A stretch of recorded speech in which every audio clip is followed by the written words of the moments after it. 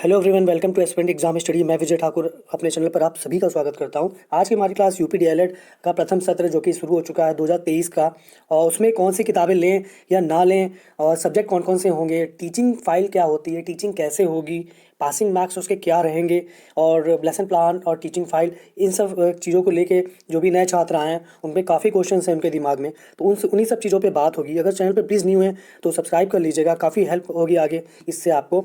और practical file कैसी बनती है इस बारे में भी बात करेंगे। पूरे एक सेमेस्टर के बारे में क्या क्या होता है उस पर चर्चा करेंगे हम। तो अगर न्यू तो प्लीज़ सब्सक्राइब कर लीजिएगा। हर चीज़ से हेल्प होगी आपकी, चाहे लेसन प्लान हो, टीएलएम हो, कोई भी चीज़ हो। मैं खुद डीएलएड 2017 बैच से हूँ। 90% मार्क्स जैसे आप देख रहे हो, टॉपर्स में से एक रहा हूँ। तो आप देख सकते हो, काफ़ी हेल्प हो सकती है आपकी। जो जो बताऊँगा ध्यान से सुनना। चलिए स्टार्ट करता हूँ आज की क्लास। सबसे पहले हमारी क्लास स्टार्ट होगी कि कौन कौन से सब्जेक्ट होते हैं और उसमें पासिंग मार्क्स क्या है, उसके साथ स्टार्ट करता हूँ मैं। सबसे पहले समझ लीजिए, इसमें एक्सटर्नल इंटरनल होते हैं। इंटरनल आपको कॉलेज से मिलता है। कॉलेज में आपके जैसे भी बिहेव रहेगा टीचर्स के साथ या जैसा रहेगा उस अकॉर्डिंग आपको दिया जाएगा, क्योंकि क्लास टीचर और सब्जेक्ट टीचर ही देते हैं इसमें। तो अगर दिक्कतें करेंगे तो दिक्कत हो जाएगी आपको भी। तो आराम से ही पढ़िएगा, टीचर को ज़्यादा कुछ कहिए नहीं, अपने आप से ही मतलब रखिएगा। उसके बाद अगर हम बात करें तो देखेंगे कि सब्जेक्ट कौन कौन से हैं इसमें एक्सटर्नल के लिए। तो देखें तो सबसे पहले बाल विकास एवं सीखने की प्रक्रिया आती है, और जो कि 50 मार्क्स का होता है। 25 नंबर पासिंग मार्क्स इसमें लाना जरूरी होता है। 25 मार्क्स नहीं लाएंगे तो फेल हो जाएंगे, और 2 से ज़्यादा अगर आएगी तो ईयर बैक आ जाएगी आपकी, ये भी ध्यान रखिएगा। बाल विकास एवं सीखने की प्रक्रिया हो गई। उसके बाद शिक्षण अधिगम के सिद्धांत हो गए। शिक्षण शिक्षण अधिगम के सिद्धांत में भी 50 मार्क्स का आता है पेपर, और 25 इसमें पासिंग मार्क्स होता है। हिंदी आराम से पास हो जाएगा आपका, कोई टेंशन नहीं है। और संस्कृत का भी, संस्कृत में एक बैक लगती है। संस्कृत में बहुत ज़्यादा बैक लगती है। एक संस्कृत हो गया और एक मैथ, ये दो है जिसमें बैक लगती है। गर्ल्स की खास कर लगती है बैक इसमें, और बॉयज़ की संस्कृत में सबसे ज़्यादा झेलते हैं। तो संस्कृत बहुत ध्यान दे के पढ़िएगा, ज़्यादा टफ नहीं है, लेकिन जो क्वेश्चंस आते हैं उसमें आप घूम जाते हो, इसलिए बता रहा हूँ। उसके बाद बात करते हैं हम विज्ञान की। इजी रहता है, आप आराम से स्कोरिंग कर सकते हो। कंप्यूटर भी इजी रहता है, कोई बहुत बड़ी इसमें दिक्कत नहीं आती है। उसके बाद सामाजिक विज्ञान 50 नंबर का फिक्स फिर हमें मिलता है। तो 3 हमारे सब्जेक्ट 50-50 मार्क्स के हो जाते हैं, और बाकी सब्जेक्ट 25-25 के हैं। मैथ में भी बैक लगती है। जो 2 विषय आपको खास कर ध्यान देने होंगे इसमें, वो एक संस्कृत और दूसरा है मैथ। इन्हीं दोनों में बैक लगती है। उसके अलावा बच्चे निकल जाते हैं, नंबर मिल जाते हैं आराम से।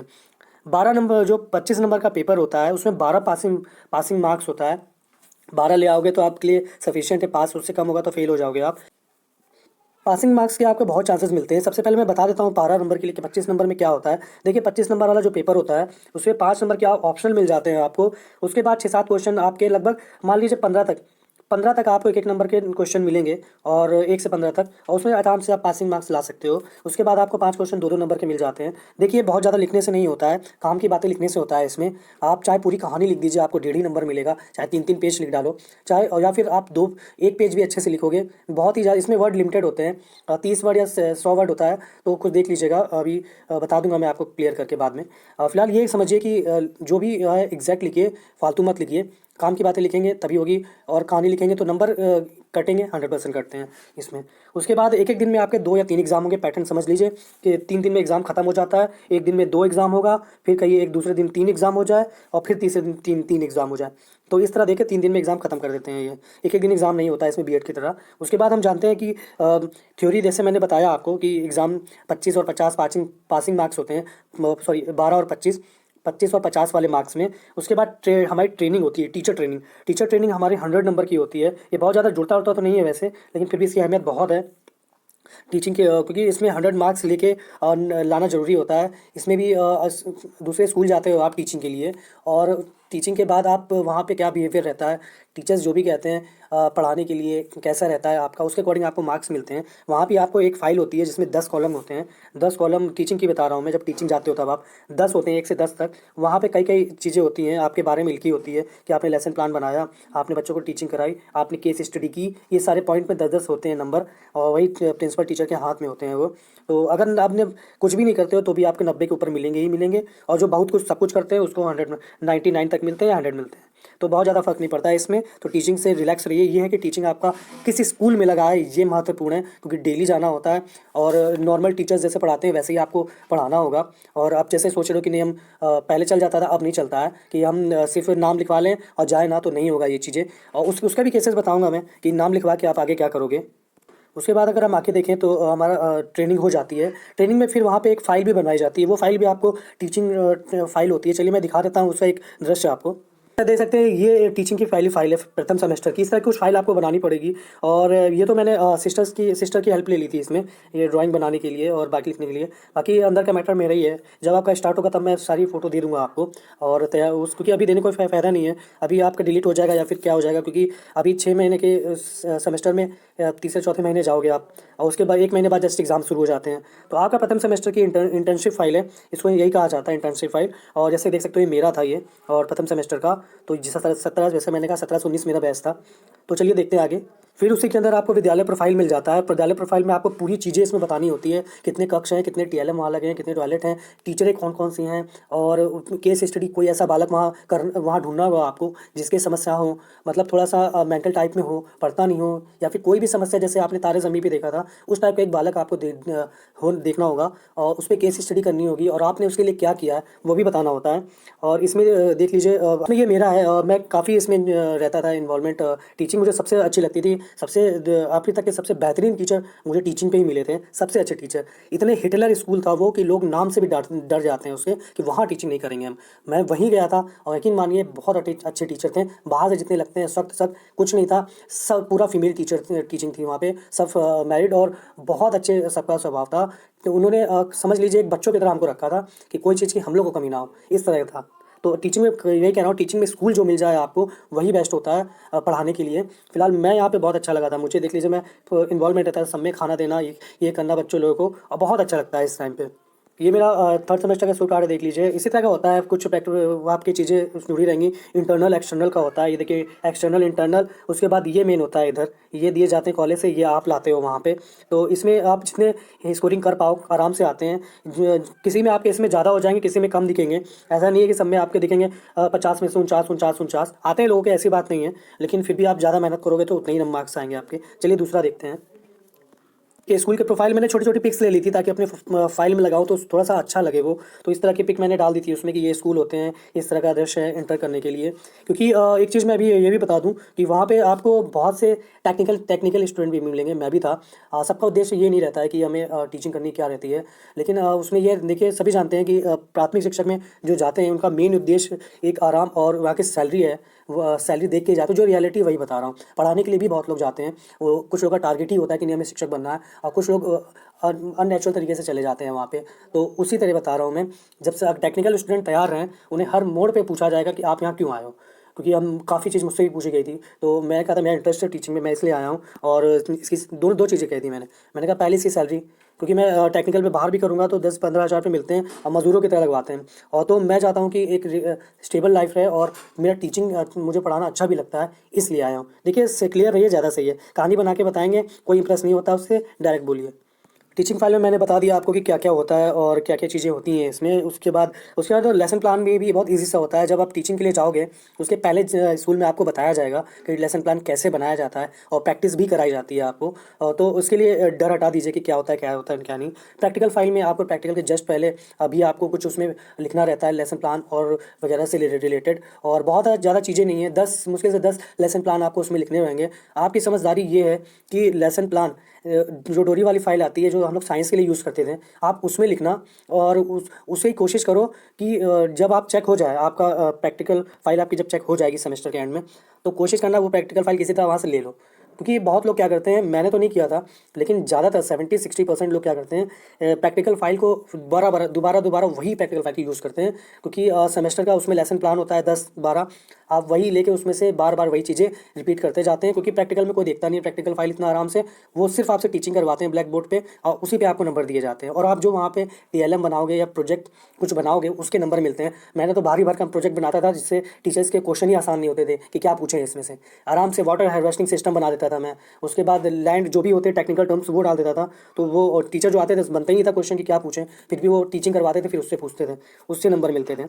उसके बाद मैं आता हूँ कि बहुत लोग कहते हैं किताब लें या ना लें, वो बताइए हमें। तो देखिए मैं कहूँगा किताब मत लीजिए, किताबों पे टाइम वेस्ट मत करिए। इसके बदले जो मैं कह रहा था ना कि स्कूल मिल जाए तो आप जाओ या ना जाओ, तो वो वाली चीज़ बता रहा हूँ मैं यहाँ पे। किताबें मत लीजिए, ईयर के एंड में आती, सॉरी सेमेस्टर के एंड में या 2-3 महीने पहले या प्रीवियस ईयर राजन या राधा की पतली पतली बुकलेट आती है पर सब्जेक्ट, आप 8 वो ले लीजिएगा। आपको 40-40 की पड़ेगी और आप सोच रहे हो कि इससे अच्छा किताब ले लें, पढ़ लें, तो देखिए ज़्यादा मैटर लिखना नहीं होता है। जो राजन और राधा की बुक आती है, छोटी सी बुकलेट आती है पतली पतली, मैं अभी पिक दिखा दूंगा आपको, वो ले लीजिए, वो सफिशिएंट। इन्हीं दोनों की लीजिएगा क्योंकि ये लोग काफ़ी अरसे से डीएलएड की चीज़ें दे रहे हैं, तो इनको पता है और प्रीवियस ईयर के भी इंक्लूड रहते हैं और काफ़ी अच्छा इसमें मैटर रहता है। अदर की लेंगे, अदर वाले अभी जल्दी उन्होंने पब्लिकेशन स्टार्ट किया है। राधा और राजन बहुत पुराने हैं। और उसके बाद अगर आपको लेनी है तो बुक मत लीजिए, राजन या राधा की एक गाइड आती है, वो ले लीजिए। उसमें आपको सारे सब्जेक्ट मिल जाएंगे, A to Z 8 सब्जेक्ट का मैटर होगा, थ्योरी के साथ होगा। और फिर उसके बाद ये ले लीजिएगा राजन और या राधा की पतली पतली बुकलेट होती है, जिसमें पर सब्जेक्ट वाइज अलग अलग होता है, मिनिमम पेपर होते हैं, प्रीवियस ईयर में जितने क्वेश्चन आए हुए हैं वो होते हैं और कितना मैटर लिखा हो वो होता है आपको, तो उसमें जितना लिखा हो उतना ही लिखना होता है, तो वो ले लीजिएगा। किताबें मत लीजिए, मेरी मानिए, स्मार्ट स्टडी करिए। किताबें लेने से आपको कोई फ़ायदा नहीं है, क्योंकि आपको यहाँ लाइब्रेरी भी मिल जाती है, लाइब्रेरी में सारी किताबें रखी रहती हैं। आप लाइब्रेरी में जाइए, जो भी किताबें आपको पढ़ना है उठाइए, इशू करवाइए और पढ़ के फिर दे दीजिए। किताबें आप ये ले लीजिए जो बताया है मैंने। और एक चीज़ और कह रहा हूँ, देखिए जब तक योगी बाबा हैं, वैकेंसी नहीं आएगी, लिख के रख लीजिए, वैकेंसी नहीं देंगे वो। तो आपको क्या करना है, आपने डीएलएड में एडमिशन ले लिया, पहली बात तो लेना नहीं चाहिए था। उसके बाद अगर आपने ले लिया है तो आप इसके साथ साथ कॉम्पिटिटिव एग्जाम की तैयारी करते रहिए। बुक ले जाइए आराम से, जो भी टीचर्स पढ़ा ले, आपका इंटरेस्ट नहीं है आप चले जाइए हॉस्टल में, सॉरी लाइब्रेरी में, वहाँ अपनी कोई भी किताब पढ़िए आगे की एग्ज़ाम की तैयारी के लिए। तो इसी पे निर्भर मत रहिएगा कि डीएलएड करना है बस, इसके साथ अपनी कॉम्पिटिटिव एग्जाम की तैयारी करने के लिए किताबें ले जाया करिए, वो पढ़िएगा।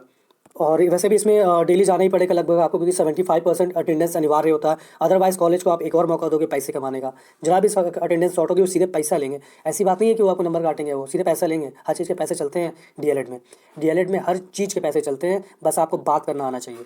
वो नहीं जाओगे तो 24,000 अलग से, पूरे सेमेस्टर के 24-25 हज़ार ले लेंगे नहीं जाओगे तो। उसके बाद यही चीज़ें, हर चीज़ में पैसा लेंगे, तो पैसा कमाने का मौका मत दीजिए, डेली जाइएगा।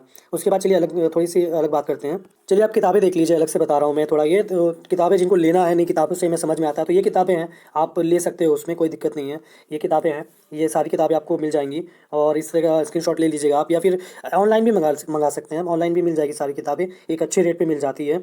तो ये एजुकेशन फर्स्ट, एजुकेशन सेकेंड की किताबें हो जाएंगी आपकी। संस्कृत की अगर लेना चाहें तो ले लीजिए, क्योंकि सबसे ज़्यादा बैकें इसी में लगती हैं। मैथ के लेने को कोई मतलब नहीं है, क्योंकि टीचर पढ़ाते ही हैं टॉपिक वाइज, और सब कॉम्पिटेटिव एग्जाम की अगर तैयारी कर रहे होते हैं तो मैथ सॉलिड रहती है उनकी। मेरे खुद ही मैथ में 25 में से 23 ऐसे ही चलते रहते थे, 24 किसी किसी में 24 रहते थे, तो ज़्यादा दिक्कत नहीं होती। संस्कृत में ही दिक्कत होती है, लेकिन संस्कृत में भी मेरे कम नहीं रहे कभी, जितनी बार में आए। संस्कृत और उर्दू में ऑप्शन होता है, आप जो भी चाहे पढ़ सकते हो। चलिए नेक्स्ट देखते हैं। ये है राजन की सीरीज़, इसको डीएलएड की आत्मा कहा जाता है, और क्योंकि इसकी गाइड भी आती है, आप गाइड भी ले लेना। गाइड ले लोगे तो सही रहेगा, हर सेमेस्टर में आप एक गाइड ले लो, स्टार्टिंग में आराम से मिल जाती है। राधा की डीएलएड गाइड बोलना, प्रथम सेमेस्टर आराम से मिल जाएगी, सारे सब्जेक्ट रहते हैं, पढ़ डालो पूरा। किताब लेने से बेटर है, 1500-1000 रुपये की किताब लोगे तो बेटर है, यही ले लो। उसके बाद ये बुकलेट आती है छोटी छोटी, और 30-35 रुपये की होती है, ज़्यादातर 50 की होगी अब, तो 50 रुपये के आसपास होगी। 50 ले लीजिएगा, जितनी भी आपकी होती है, जितनी ज़रूरत है। या फिर अगर दो लोगों पैसे कम हो तो 2 लोग मिल के ले लीजिए। हॉस्टल में अगर बाहर रह रहे हो बॉयज़ कोई, तो दोनों मिल के ले लीजिए आधी आधी किताबें, तो दोनों का हो जाएगा उस तरह से।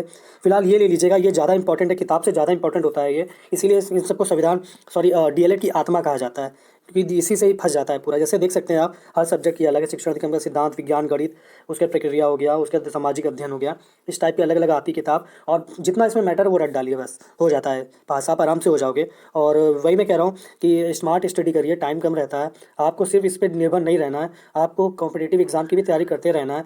तो आप डायरेक्ट इस पर पूरी तरह डिपेंड मत रहिए, वैकेंसी नहीं आने वाली है, और जब तक आपका प्रशिक्षण पूरा होगा तब तक हो सकता है कुछ हो जाए, लेकिन फिलहाल वैकेंसी नहीं आएगी, क्योंकि जब तक योगी बाबा हैं वो वैकेंसी नहीं देंगे, और वो ख़त्म कर रहे हैं, संविदा की तरफ जा रहे हैं, या प्राइवेटाइजेशन हो रहा है, सीधी सी बात है। आप देख लो, काफ़ी स्कूलों को HCL ने गोद ले रखा है, तो वो चीज़ें मैं बता रहा हूँ। तो ये चीज़ें ले लीजिए, ज़्यादा भ्रमित मत होइए। आप ये राजन की गाइड ले लीजिए, अंत समय में 2 महीने पहले जब आपके स्टार्ट होंगे एग्जाम, उसके पहले आप ये ले लेना, ये ले लोगे काम हो जाएगा आपका। चलिए आज के लिए इतना ही, मिलते हैं नेक्स्ट वीडियो में बहुत जल्दी।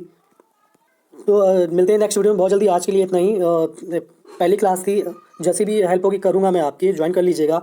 और टेलीग्राम भी मैं दे दूँगा, जो भी TLM से लेके जो भी हेल्प हो सकती है पूरी हेल्प कर दूँगा मैं। तो टेंशन ना लें, आराम से पढ़ते रहें इसके साथ। लेकिन प्लीज़ किसी और मेरा सजेशन है ये कि इसके साथ एक दो जितने भी आप कॉम्पिटिटिव एग्जाम की तैयारी करते रहते हो उसको कंटिन्यू रखना, सिर्फ इस पर डिपेंड मत होना। हमने भी यही गलती की थी, सिर्फ इसी पे डिपेंड हो गया था, क्योंकि इसके पहले लगातार वैकेंसी आ रही थी इंटरवल पे, थोड़े थोड़े इंटरवल पे। लेकिन इसके बाद वैकेंसी आनी बंद हो गई जैसे ही सरकार चेंज हुई। तो इस पर डिपेंड मत रहिए, कर रहे हैं कोर्स ठीक है, सर्टिफिकेट मिल जाएगा। सर्टिफिकेट का इतना कोई वो नहीं होता है, किसी के 80 मार्क्स होंगे, किसी के 90 होंगे, 8 और 9 एक नंबर का फर्क होगा। और मेन आपका होता है हाई स्कूल, इंटर और ग्रेजुएशन में जो आप मार्क्स पाए उससे बनती है लास्ट में मेरिट अच्छे से, क्योंकि वो जुड़ के चला जाता है 34, 30, 32 30 के ऊपर रहता है, तो आराम से आपके फाइनल में सिलेक्शन होने के चांस ज़्यादा रहते हैं। तो ये एक इसको एक लाइटली, बहुत ज़्यादा लाइटली मत लीजिए, बहुत ज़्यादा सीरियस भी मत लीजिए। आराम से पढ़िए, स्मार्ट स्टडी करिए, प्लान के साथ चलिए। आज के लिए इतना ही, मिलते हैं नेक्स्ट वीडियो में।